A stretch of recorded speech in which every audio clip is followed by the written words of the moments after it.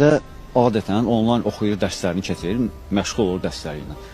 Gecə hamı yatandan sonra bu girir şeyə telefonda. Başlayır belə qorxulu şeylərə baxmağa. Onu da mən bilmirdim.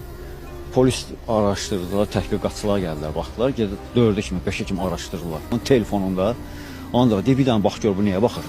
Gecə ancaq gecə, hamı yatandan sonra bu girir. Mən dedim, gecə gəlib bunu kontrol eləməyəcəm ki. Dəhşət var, dəhşət də dəhşət. Cin, şeytan, qəbristanlıq. Ancaq belə şeylər. Telefonlarında deyirsən, ümumiyyətlə kitabçasında, dəftərində, bloknotunda adə gedib. Burada şey elədilər, dəftər kitabında bir dəftərində bir dənə şəkil var, belə qorxulu bir şəkildir. Balaca onu da karandaşla çəkib. Nə cin şeytan şəkildir, nə bir bab eləsin. Çox hallar telefonunda idi amma. Əsas telefondadır. Mənə də maraqlı o gəlir ki, bu nə bilim haker deyirlər, kompüterdən, internetdən başa çıxanlar. Bunu ləğv eləyə bilmirlər. Valideynlər sizdən xahiş eləyirəm. Biz yaşadıq, siz yaşamayın. Uşaqlarımızın çəkdiyi şəkillərə, rəsmlərə baxın. Diqqət edin.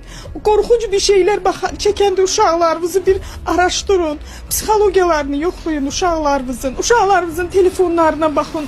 Onlara gələn linklərə, onlara gələn oyun dəvətlərdə diqqət eləyin.